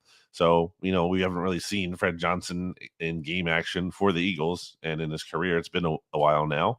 It's a big need, and Becton's certainly intriguing. I think that's a player who, by all the reporting, if he wants to, work with Jeff Stoutland, that's an encouraging sign in terms of where his mental standpoint is at. So, it's a good addition. I think that can give you, hopefully, for the Eagles' sake, some swing tackle viability there, and best case scenario, maybe he's some kind of long-term fixture or works out in a way that would be more ideal than expected. BLG, I want to go to day 3, and I want to talk about the fan favorite, Jeremiah Trotter Jr. Everybody in Philadelphia is jacked up about that pick. maybe it's a little bit of a bias to it, but what do you think of that pick? How do you think he fits on this team? And as me and John have pointed out all week on the show, he's a 5th round pick, but he does have a path to starting just because of the depth that this team has at linebacker. What do you think of the Jeremiah Trotter Jr. pick? Yeah, I mean, I think it's great. That's the kind of point in the draft where I think it's worth the risk. And certainly, I think it's almost baked in. I would hope for Jeremiah Trotter Jr.'s sake that you're not drafting Jeremiah Trotter Jr. to be his dad and to be this, amazing star from the jump, savior of the Eagles linebacker position. Can he help? Absolutely, I think he can help. In part just because, like you said, there isn't really much else certainly settled that you feel amazing about at linebacker. So you're adding him into the mix. He's going to have an ability to compete here for playing time. It seems like there could be some kind of redundancy a little bit in terms of profile with him and Nakobe Dean, who's also smaller. But that's a good thing in terms of, we don't know if Nakobe Dean can stay on the field or be consistent. So to add some more redundancy there and not just put all the eggs in the Nakobe Dean basket, I think that's a viable strategy, and that's good. And the Eagles desperately needed more linebacker help. They got some, and I think that's a good thing. Couple guys, I like the player on day 3, but I don't necessarily like the fit with the Eagles, and that would be Will Shipley and Aniyah Smith. And I'll start with Shipley, BLG. I think they're so obsessed with getting the well-rounded running back who can catch the football. And they already have Saquon Barkley and Kenny Gainwell to do that. Can't we get an Aldrich Estime in here to one cut, get a sticking chain moving running back? And they got Kendall Milton as an undrafted free. He's that kind of guy from Georgia. Why?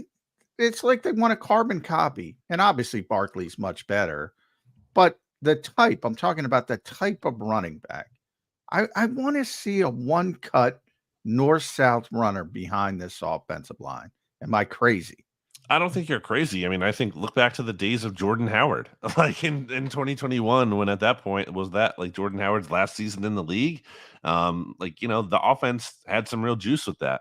And there's obviously something to just the aesthetic of a guy who falls forward, doesn't, lose, doesn't dance. I think the Will Shipley pick is kind of just the Eagles preparing for life after Kenny Gainwell, I guess, who will be a free agent after this season. Seems like that's kind of like a really kind of a 1-for-1 replacement in that regard, which is fine, but not really something to get, I think, super excited about. He is someone who can be a running back 2, running back 3, that kind of role, can contribute in different ways there. But yeah, I have a hard time getting thrilled about that pick. It just seems more of like a solid addition to me. And Aniyah seems like a manufactured touch player to me. Now, I got a lot of pushback when I said that from certain members of the Eagles. I don't know. I mean, he looks like a complete manufactured touch player. And they've never shown any, at least in the Nick Sirianni era, any ability to use that type of player. Maybe they haven't had him.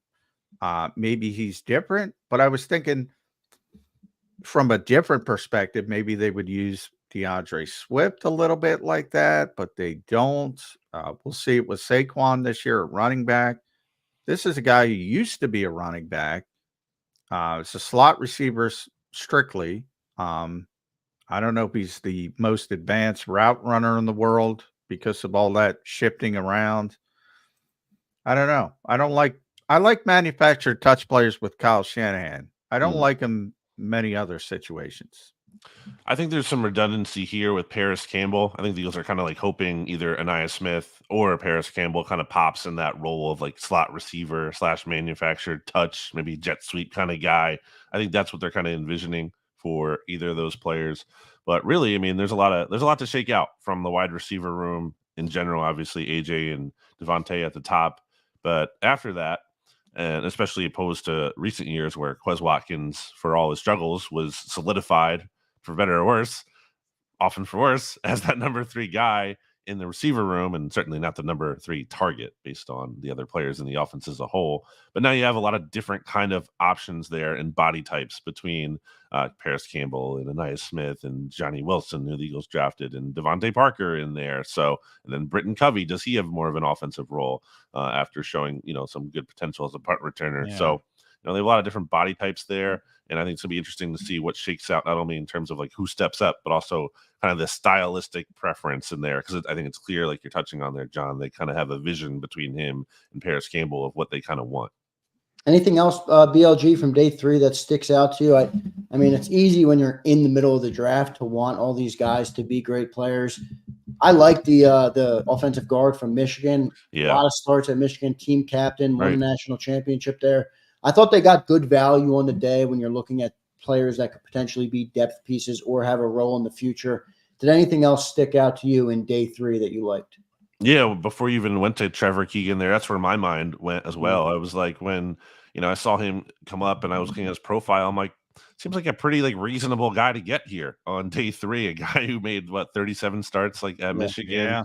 He can. I think he can. In theory, there's potential for him to compete for starting right guard job this year. If not, he could be a valuable interior backup guy. With the Eagles losing Sua Opeta in free agency and Jack Driscoll, if he can step up and be a nice, valuable backup interior guy for you, like that's a nice role to have. It's not the most exciting thing, but there's value in that. So I think that's a nice little guy to kind of take a chance on there on day 3. I liked how he broke out the Deshaun Jackson Eagles jersey for his press conference. He knows how to pander clearly. So I like that. He knows how to drink a beer at a parade. A little Jason Kelsey. Good pander. Yeah, took the shirt off. Yeah, he's got it all. And he's got great hair as well. There you go. I'm jealous of BLG.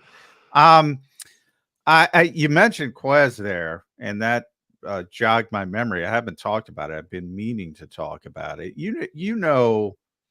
How Nick Sirianni would talk about Quez Watkins' presence. He would always say his speed is real, and it makes things easier for AJ and Devontae. Maybe it doesn't show up in the box score, blah, blah, blah.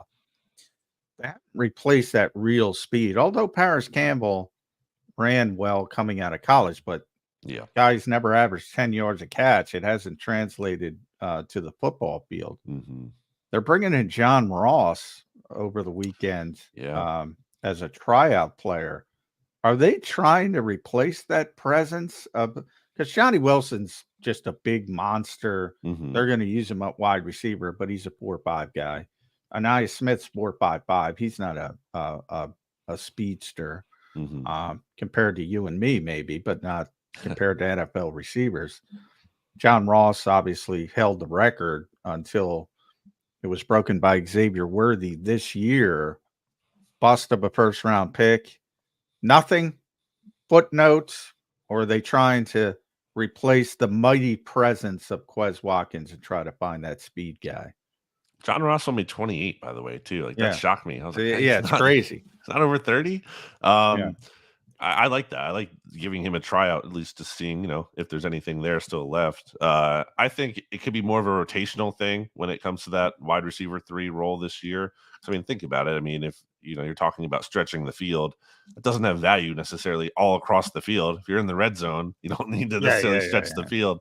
So maybe there's and situationally too, like maybe it's not time to stretch the field on 3rd and 3 or whatever.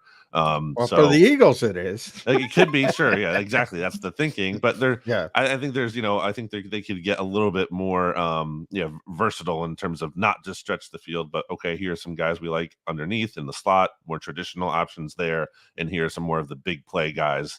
I think that those are kind of 2 different buckets they have this year as opposed to what they've had in the past. BLG, I want to go to our first-round pick, Quinyon Mitchell, the star of the Eagles draft. You mentioned you liked Arnold a little better. Mm-hmm. What do you think of Quinyon's fit? Do you think he can be a day 1 starter? And maybe expound on why you liked Arnold better. I think we might get into a situation here where there's 2 guys in the league, and Eagles fans are going to be watching both of their careers next to each other the whole time, just like you did with Rager and Jefferson, to draw a recent comparison. But what do you think of that player and how he fits in Philly? Yeah, again, I think it's a close kind of – it wasn't like a massive gap for me. I just think when as simple as it sounds, or maybe as basic as it's, like I've watched, just Terrion Arnold. When you look at him and he talks in his interviews, that just seems like the guy to me that kind of has the mentality for a cornerback. And not to say that Quinyon Mitchell doesn't, and I think it's okay that a cornerback can be a little bit more on the quiet or mild-mannered side.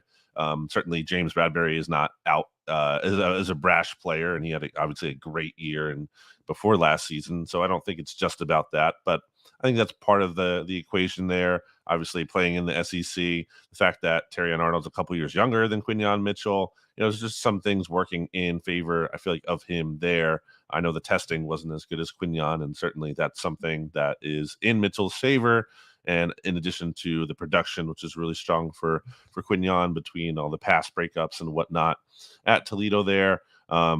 So, yeah, again, it was close for me. I like Mitchell a lot. I think he had obviously a great pre-draft process in terms of checking a lot of the boxes, and I think that's really important. So I'm intrigued by him. When it comes to, the day one starter, I mean, you would hope, because, when you're getting them there at 22 and you don't have a whole lot established outside of Darius Slay here, you would hope he's able to get on the field right away. We'll see what they do with James Bradbury. You would think he's going to be gone, especially after the Eagles add both Mitchell and DeJean. But there's a lot of cornerbacks on the roster here, so we'll see what shakes out. All of a sudden, Isaiah Rodgers went from Deion Sanders to we don't need you that quickly after the draft. But you know how this works, BLG. I mean, Zander brought up Jefferson and Rager, which is the most recent example, but Brandon Graham for years had to deal with Earl Thomas and JPP. You go all the way back to Mike McMullen, Warren Sapp. Terrion Arnold goes 24 to a very good team. It's funny to say that, but the Detroit Lions are a very good team now. And if he starts to play well early in his rookie career and Quinyon does not, that narrative's gonna blow up pretty quickly, don't you think? Yeah, I mean, it's gonna be like, you didn't take the cornerback from Alabama to take the one from Toledo. I mean, that's kind of sitting right there. Hindsight will be 20/20 on that one. Yeah, and I don't think it's quite Rager and Jefferson, because I think the gap between those players, the gap between those was at the time, I'm saying, even was just like so large, and I think that was that's I thought that was just ridiculous. But I think this was closer, to be fair, and a tougher decision for the Eagles. And I can't say it's crazy that they went with Mitchell. Well, here's my concern though, and I think you're right, by the way. That's probably a bad comparison because Jalen has performed so poorly, and Justin Jefferson, in hindsight, should have been a top 5 pick in the draft. So he was better than even people expected. But look, the Eagles' defensive scheme is really complicated. It's really complicated for young corners. We saw it last year, and you have all this different variations of zone. There's so much. It's such a communication heavy defense. You got to pass guys off. Sometimes you look like you get beat on TV, and it's not really your fault. Somebody else did something wrong. But if you're a corner and you're chasing after a receiver, it looks bad from a fan perspective. Any concerns from that? The Vic's coming in, very difficult, complicated offense to learn for young defense, to learn for young defensive backs. I think that's part of, the evaluation going into this. And I think that is something that both has come up with Mitchell and DeJean, really, is the mental side of the game and the IQ.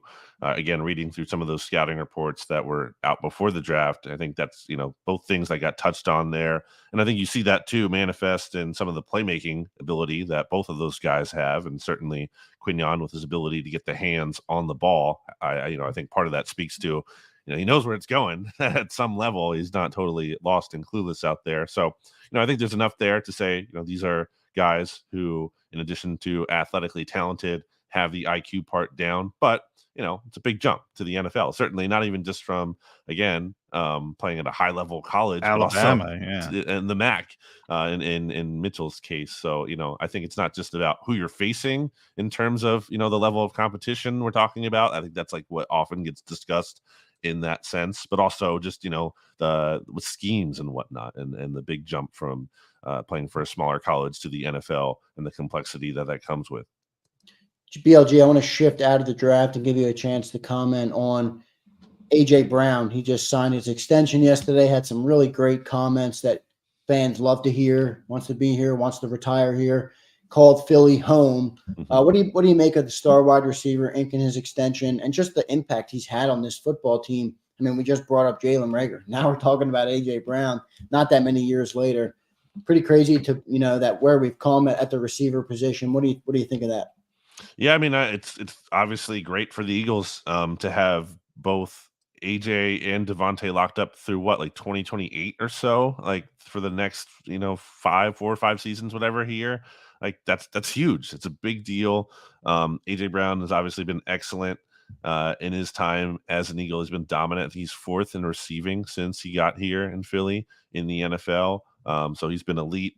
There's no reason to think he can't be an amazing player for this team moving forward. Obviously got named a team captain last year. I thought we kind of saw some of that leadership when it came to, him taking accountability for that play at the end of the Seahawks game there late in the season. So yes, the quarterback still hasn't taken accountability for that. Yeah, exactly. That's not the best thing from that side of it. But from AJ's side, I think we're seeing a leader kind of really emerge here and develop, and that'll only continue as, he just spends time here and is around here and gets to be one of the older guys soon enough. So there was never really much, I think, fair to say, to any of the I think what was really generated out of just idle speculation and nothing going on for a little bit there in the NFL offseason calendar, to where there was speculation about AJ Brown, but nothing ever substantiated that either he wanted out or the Eagles wanted to get rid of him. So now, if there was any doubt, that's all been put to bed by this contract extension.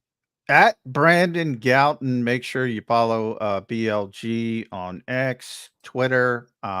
Editor-in-chief at bleedinggreennation.com does a tremendous job there.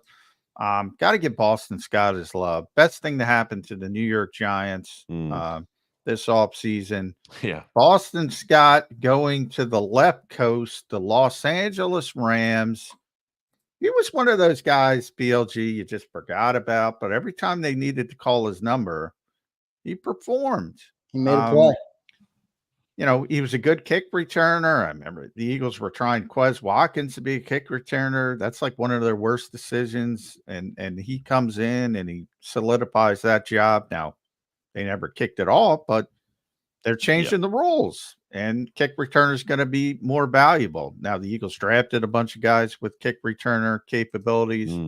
I don't know. I thought he was a really good role player. And I think there's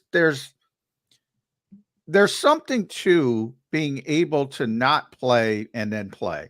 In other words, yes. I compare it to the utility man in baseball.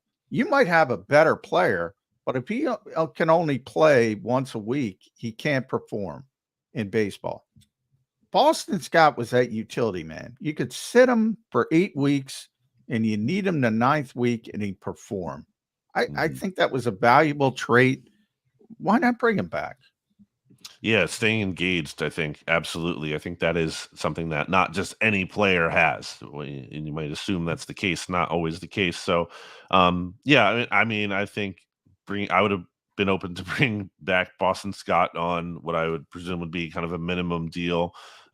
He's on the older side, he's 29. So, maybe the Eagles just feel like they've seen enough.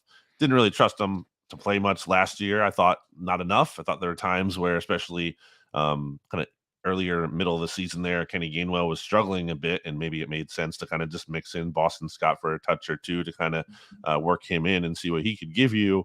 Ultimately, I think the Will Shipley pick was kind of the death knell for Boston Scott in Philly. You're establishing now, Saquon is the lead guy, and then some order of Kenny Gainwell and Shipley behind him. So I guess they just felt like there wasn't really a role for him anymore, and maybe vice versa. Although now he's going to LA, where he's going to kind of be competing for, at best, probably that third running back spot behind Blake Corum and Kyron Williams there. So, Brandon Lee Gouton joining the show, everybody. Make sure you read him at Bleeding Green Nation and follow him on Twitter at Brandon Gouton. BLG, thanks for joining the show, man, and giving us a great breakdown of the Eagles draft. Absolutely. Thanks for having me. There's BLG with us. Good interview there, John. We've had some great people reacting to the Eagles draft. Like I said before, man, we haven't heard much much negative on the There's Eagles. not Yeah. much to be negative about. Again, it's to me, it's about the process, and the process makes sense. And their Doesn't mean process has everybody's going to be improved. hit. Yeah, Doesn't they've mean gotten better at the process. Yeah, the hit rate in the NFL draft is 40 to 50%. So you got 9 picks, and by that I mean, there's different scales. Obviously, more is expected of a first round pick like Quinyon Mitchell than 6th-round picks like Johnny Wilson and Dylan McMahon. So if Dylan McMahon turns into a valuable backup, or Johnny Wilson turns into a 4th, 5th receiver, and they play out their rookie deal, those are hits as late round picks. With Quinyon Mitchell, yeah, he's got to be a starter early in his career. He's got to be impactful. And it's not a science. There's a lot of open-ended, and usually when players don't succeed, there can be a host of reasons why. And one thing is certain: all of these players aren't going to succeed. But the decisions, the process makes sense. And and that's why the Eagles sort of separate themselves from others. Generally, their decisions make sense. Yep, Howie Roseman did a good job from a decision-making perspective this weekend. We'll come back after the break. We'll wrap up this Wednesday edition of Birds 365 following a big Sixers win. We talked about a little bit about that in the open of the show. So stay tuned on Birds 365. And don't forget to like the show. As I keep saying, it's the #1 way as a listener to help us reach more Eagles fans. So we appreciate your viewership. We appreciate you commenting in the chat box. Make sure you like the show to help us grow. And stay tuned, and we'll wrap up this show, this Wednesday edition of Birds 365, after the break.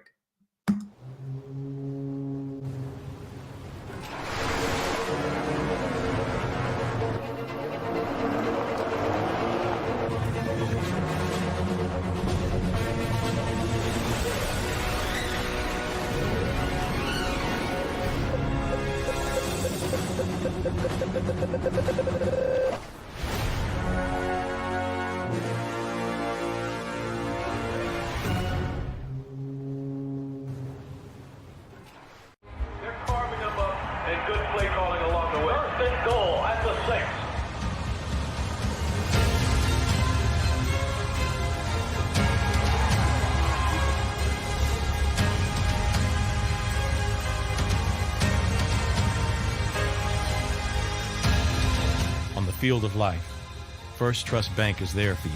Champions on 3. 1, 2, 3. Because Philadelphia dreams deserve a Philadelphia bank. Heading down the shore. Have a ball once more. Here, imaginations run wild and time stands still. Because here, you can find the best of the Jersey Shore, all on one 5-mile island. So leave the old you behind and get lost in the woods. Wild, wild, wildwood day. Plan your stay in the Wildwoods today.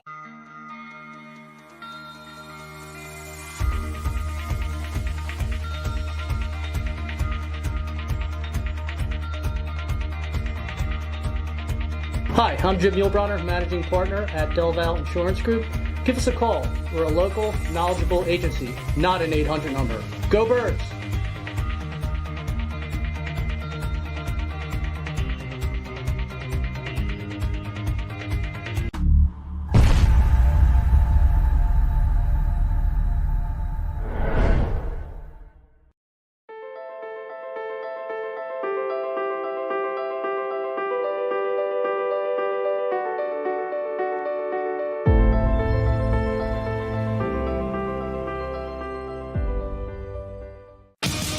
The greatest fans on earth. It's a bold statement, but would you expect anything less from Philadelphia? 58 years of heartache creates a toughness, a grit, a resolve not found in most. Sure, our prayers were answered, but now that we've had a taste, we're looking for more. Pondley Hockey, official partner of the Philadelphia Eagles. EAGLES, Eagles.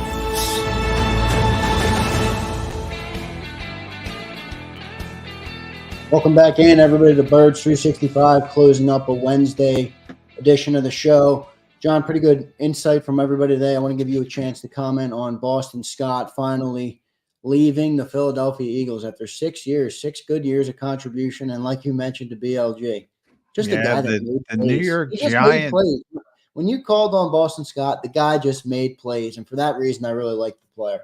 Yep, New York Giants killer is one of those guys that always was undersized. You know, he's 5'6", and a lot like Darren Sproles from a body type standpoint, not obviously from a skill standpoint, but just had enormous lower body. I always, people would say Darren Sproles was small, and I would always say, no, he's not. He's short. He's probably the strongest guy on the team, pound for pound, in the weight room. Boston Scott had a little bit of that. He was short, 5'6". He is short, still going to play. Not was 203 pounds. Yeah, just very dependable player is how I would describe him. And whenever his name was called, he generally delivered. But you're always looking for upside. You're always looking to get younger, as BLG pointed out. He just turned 29. You draft Will Shipley. It's one of those indications, like, you don't get an offensive lineman in the draft, and the next day they're bringing in Mekhi Becton. If the Eagles didn't draft Will Shipley or running back, they probably bring Boston Scott back. But it's one of those situations where getting younger, more cost effective, but really good Eagle, really good utility man, dependable, and good guy as well. Going to be missed. What's next for the Eagles this offseason? I know you met with AJ yesterday. You had to go down there. Rookie minicamp starting soon. What's the order that the Eagles are now going through post-draft to get ready for the 2024 season? The rookies are going to be in Friday through the weekends for rookie minicamp, so you'll get to see some first looks, numbers. I know everybody gets excited about. I could care less, but I know people get excited about that stuff. And don't buy those. By the way, that's my always when I advocate jersey buyers. Don't buy the original jersey. Wait and see, because a lot of guys change their numbers when you get to training camp and guys get cut and things like that. So wait and see. Jalen Hurts changed his number. Yeah. Yeah. Wait until the regular season if you're a J. Or my best advice there is buy a throwback. Always buy throwback if you're a jersey person. But anyway, I digress. They'll be in. First look at the rookies, then the veterans will join them for OTAs. Got a couple different OTAs and later in May. And then minicamp. The first time in the Nick Sirianni era, they're going to have a mandatory minicamp in early June. And that'll be the first time reporters get to see entire practices in the off season. Then you have the break and then training camp, and we're off and running to the 2024 season and San Paulo, Brazil. Sao Paulo. Yeah. John, why do you think they went to a mandatory minicamp? First time in Sirianni era, as you mentioned. Well, things didn't go well, and they have new coordinators. And look, remember, Jason Kelsey's gone, Fletcher Cox is gone. You don't have as many veteran players. You're not trying to manage it. It all started when Nick Sirianni got hired. I know we got to go, but when Nick Sirianni got hired in 2021, they were going to have a mandatory minicamp, but it was still the end of COVID. They were still trying to negotiate as many players to get in for voluntary OTAs, and the decision they came to was that, all right, if we come in for the voluntary stuff, let's not do mandatory minicamp.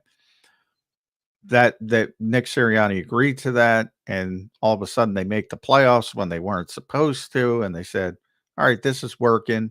Then they go to the Super Bowl. This is working. Now they had a disappointing end to the season. Now they can shift.